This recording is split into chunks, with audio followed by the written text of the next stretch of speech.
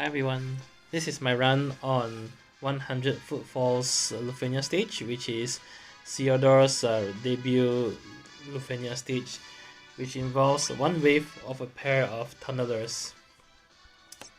As always, I'll just be covering a little bit about the strategy that I use before going into the battle with a more in-depth description.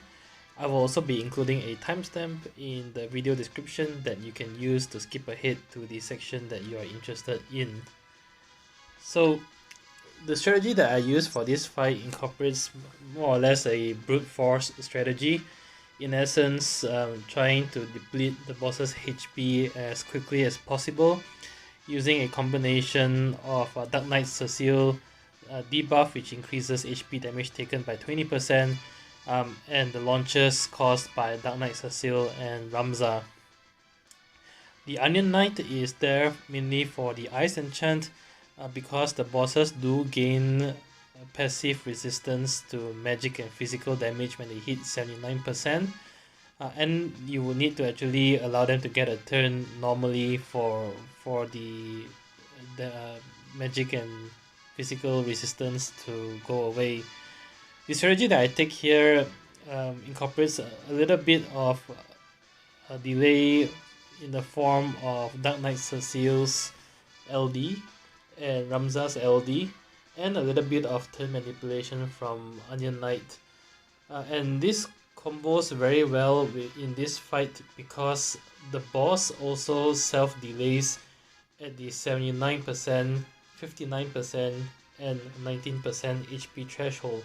So as long as you gun for those HP thresholds and you reach there in time before the bosses take a turn, they will self-delay and will give you additional turns to continue your damage streak. And as you can see in the video later, the strategy actually allowed me to kill the bosses, and they only actually took 2 turns each, which is very manageable. So after their first 2 turns, in essence, I managed to trigger their self-delay one after another and continue on the onslaught until they are dead. The tricky thing about this fight, of course, is the Lufenia orb, which does appear at the start of battle with, I believe, a 20 or 25 count, and will go away at 79%. So the first Lufenia orb phase is actually a DPS race with this team because the only cleanser that I incorporate in this team is a Penelo Call, which will allow you to actually cleanse debuffs through her LD call Evanescence. However, I actually saved this call for the 49% threshold because at the 49% threshold, the Lufenia orb will reappear, and it will only reappear with a 10 count, making it extremely difficult to DPS race down. Still possible, but it's going to be extremely tight.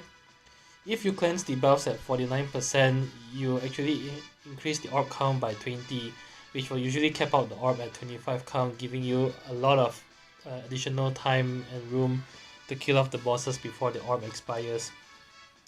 The DPS race at the start of the fight from 100% to 79% can be a little bit tricky, but because this team specializes in burst DPS, it's actually very doable to hit 79% without increasing the orb counter.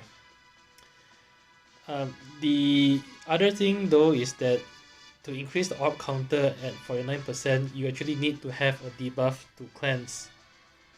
And if you actually kill the bosses off without allowing them to take turns, they will not actually land any debuffs on you. And this is the reason why I allowed the tunnelers to actually get their first 2 actions in.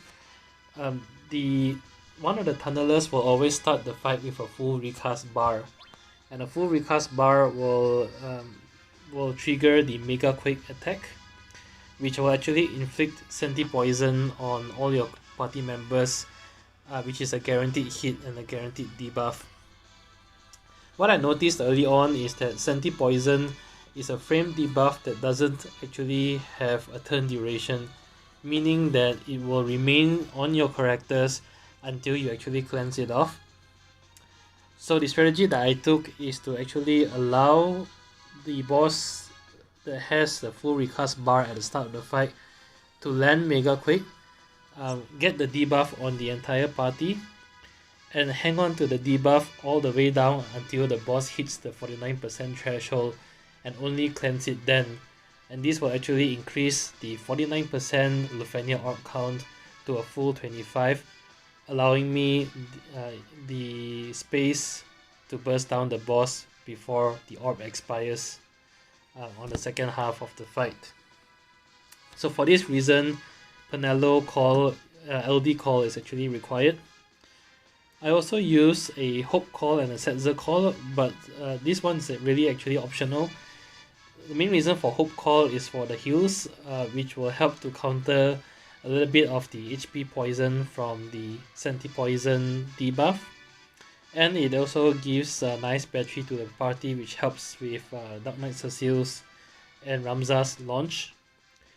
Setzer call I set on Onion Knight mainly for the Freeze Joker, and that was actually more of a safety net in case I fail to meet the HP breakpoints where the bosses self-delay.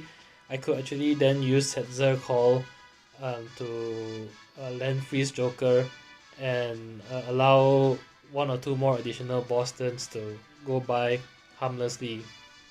And this actually includes if they get a full recast bar again, and if I'm not able to avoid it. However, I think really this is optional, and if you look at the video later on, I didn't actually need to use Setzer call at all, and I hung on to it all the way to the end of the fight.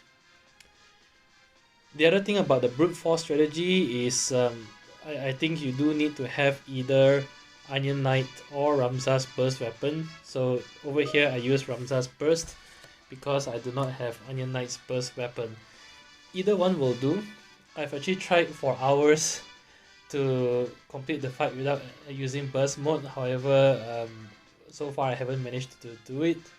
Having the burst mode actually allows you quite a huge chunk of damage, which allows you to actually reach the next breakpoint significantly easier and quicker.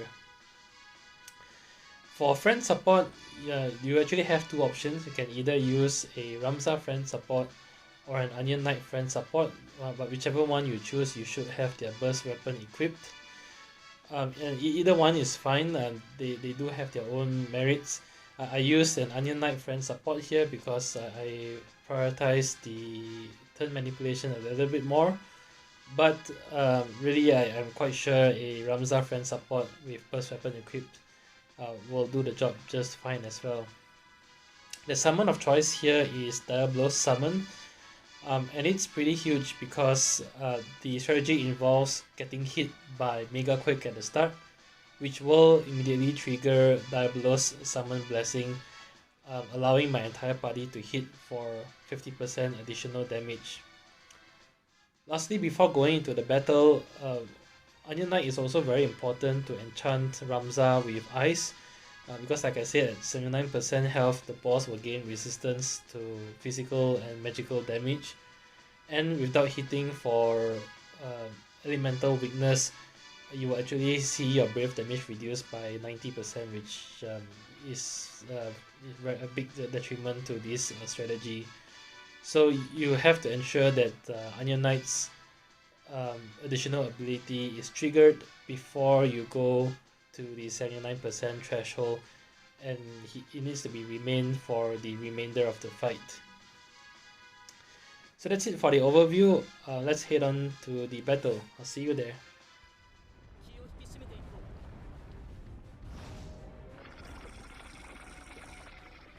Okay, the first phase really comes from 100% to 79%, and it's the phase where the Lufenia orb is present at the start of the fight. So it looks like the orb starts off at a 20 count, and the start of the fight is a DPS race to hit 79% before the orb expires. The goal here at the start is to use one of Ramza, Onion Knight, and Dark Knight Cecil's LD Ramza and Onion Knight mainly to get their overhead buff, and Dark Knight Cecile mainly to land his frame debuff, which increases HP damage taken by 20%, which is very significant. The thing about Dark Knight Cecile's LD is that he only has 3 users, and the boss will actually cleanse debuffs at 79% and 49% HP threshold. So what this means is that you have to save Dark Knight Cecile's LD, and the plan is to use one Dark Knight Cecile's LD at the start, one when they cleanse debuffs at 79%, and his final LD when they cleanse debuffs again at 49%.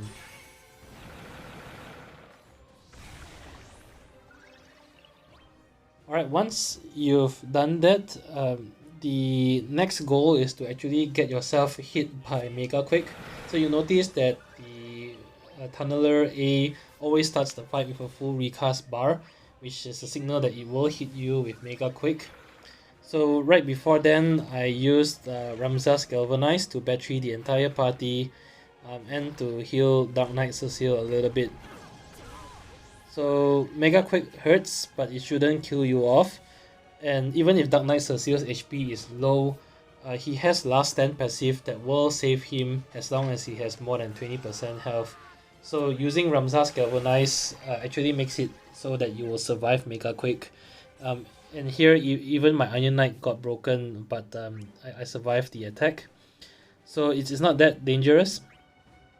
And you do take a bit of damage and you do get HP poison, but that's okay because the crux of this strategy is that you are actually minimizing boss's turns, and you will be healing yourself later on in the fight with Penelo Call, as well as some of Ramza's Galvanize abilities. So the HP damage taken at the start doesn't really matter. The great thing about it is that it's now triggered Diabolos's passive, so I benefit from 50% increase Brave Elemental Weakness damage.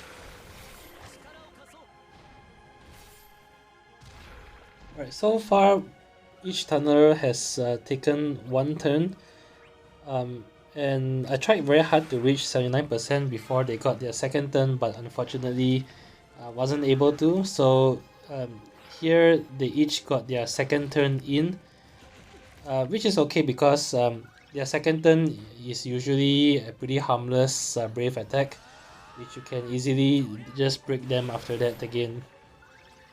And this is the final action that the tunneler takes for the rest of the fight. So I'm about to hit 79%, and for that reason I activate Onion Knight's additional ability. It is very important. If Ramza is not Ice Enchanted, he will be hitting for essentially like a red noodle on phase 2. Okay, so this is the start of phase 2 where the orb disappears and is triggered when the tunnelers hit 79% health. At the start of phase 2, it's important to reapply Dark Knight Cecile's second LD charge, which I've done here. This will imperil Dark Element and reapply the very valuable 20% HP damage taken up buff. And very nicely, it also helps to delay the bosses again. At 79% health, although they cleanse their debuffs, they do help you a little bit by self-delaying themselves. Here I used Hope's LD call to cause a launch mainly for the launch damage. It's not really needed. I think another great option is to actually wait until the last 49% health and use it to heal yourself once you've cleansed off the Senti-Poison debuff. Because otherwise, if you heal yourself here, you will still continue to lose HP through the HP poison. So I think it's a bit less optimal, but I was prioritizing the launch damage there with the Hope LD call.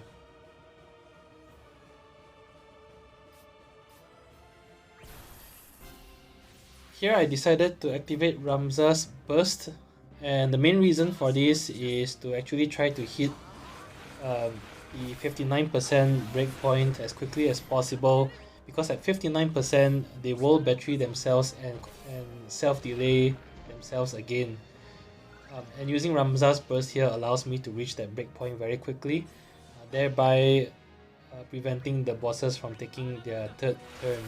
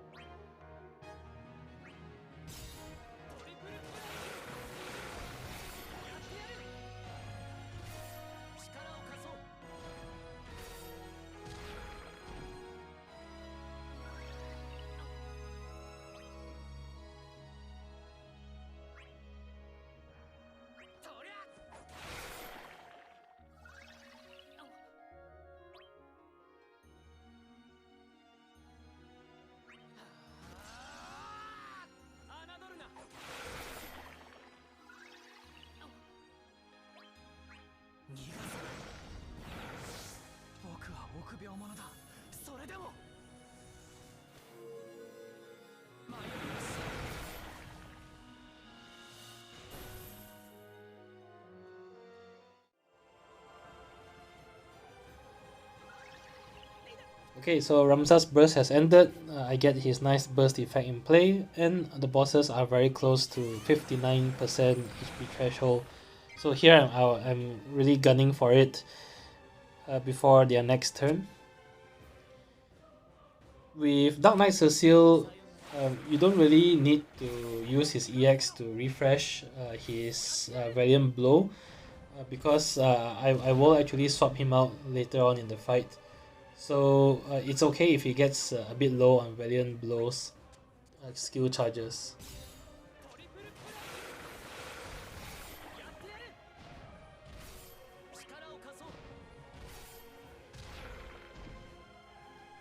Alright, so here they've hit the 59% HP threshold. So at 59% HP, they will battery themselves and continue the self-delay. So very nicely, I now have a few more additional turns to continue on the damage. And Dark Knight Cecile really thrives here because when you have a lot of turns before the bosses, you can use him to spam Valiant Blow Plus, which leads to very sweet launch damage as you can see here.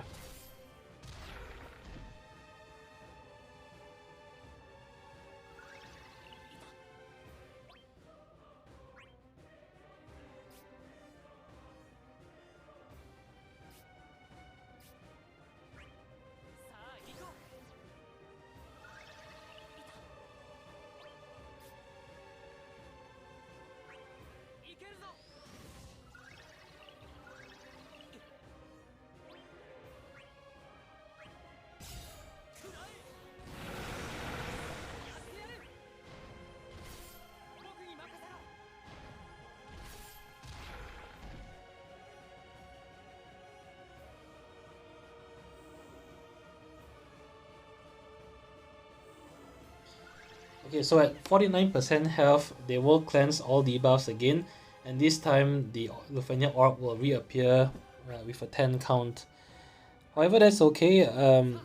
Like I said, I've saved the Senti Poison frame debuff, and the idea is that I will be cleansing it here to increase the Lufenia orb count.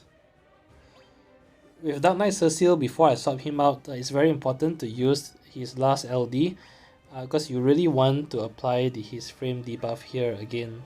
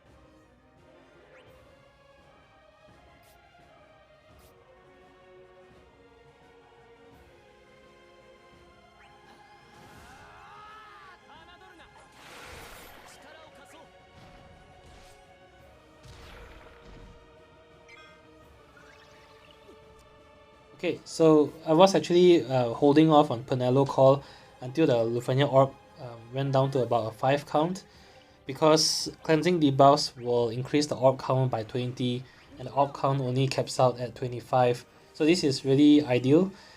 Doing the cleansing now will give me a full increase by 20, which I think is really optimal here. Right after that, here I swap out for the Onion Knight support and I immediately go into Onion Knight's burst. So I do get a little bit of overlap between Ramza's burst effect and Onion Knight's burst effect here, which is really good because both burst effects combined allow you to hit for capped brave damage significantly for this part of the fight. So from here on, I'm just trying to get as much damage in until the bosses get their next turn, and the plan here is to actually pop summon to prevent the boss's next turn.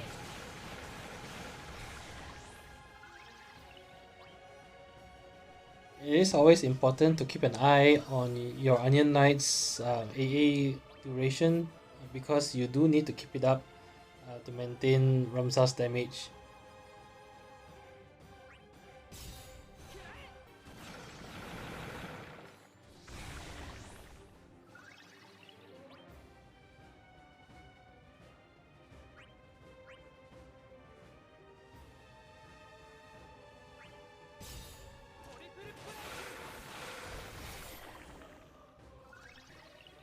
Okay, so here the boss is just one turn away, so for that reason I decided to pop Diablo Summon.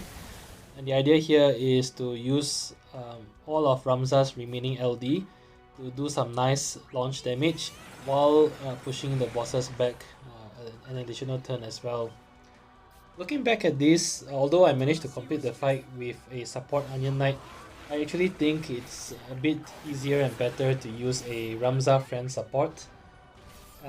And the reason for this is that with two Ramzas in play, you can push the boss's turns back significantly with both of them using their LD, since Ramza's LD causes a 1-turn delay. And two Ramzas together can do very nice launch damage because you can have one Ramza using his LD and then the next Ramza using Enervate EX to launch and battery your entire party for full follow-up damage. Having said that, like I said, if you don't have a Ramza friend support, you can use Onion Knight friend support as well. What is quite important is that whichever support you use, they do need to have their burst weapon equipped.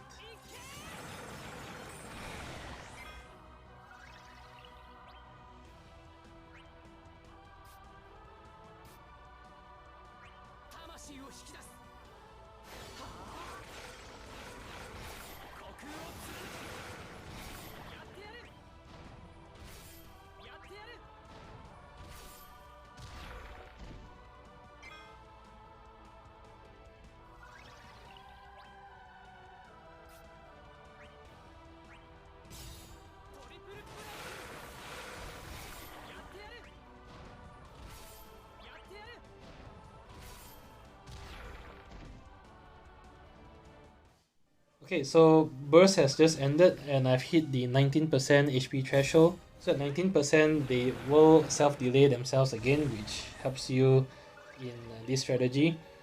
And because I've used Ramza's LD during summon, I've also pushed their turns back quite a bit.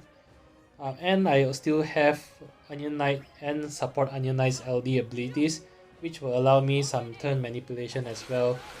So it is pretty comfortable here on in to finish them off.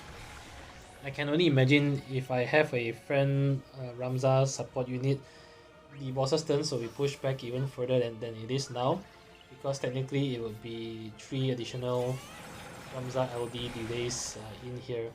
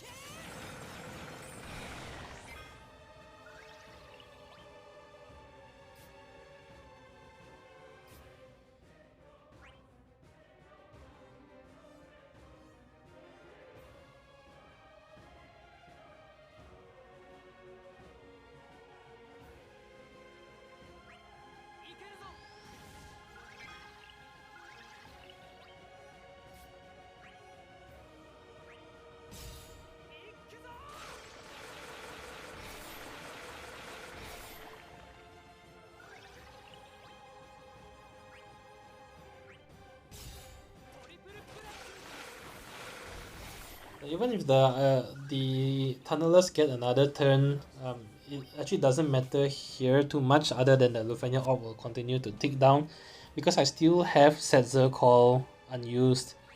So their next turn here would actually be a group AoE Brave and HP attack, which will be neutralized by Setzer's Call if I needed to use it. So my Dark Knight Cecile is back into the field, and here I'm just using his last Valiant Blow to do some nice launch damage, and I'm able to finish the bosses here. I was actually just looking to see whether Setzer Call could finish them off, but wasn't able to, so I finished them off with my Onion Knight's EX here.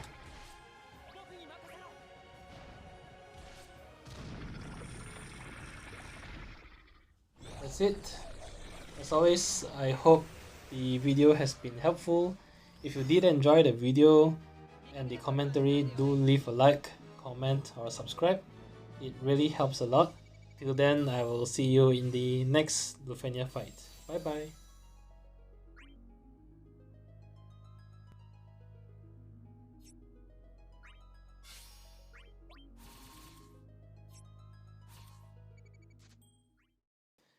So in case anyone's interested, this is the setup that I used, including the spheres and artifact passives that I equipped on my characters.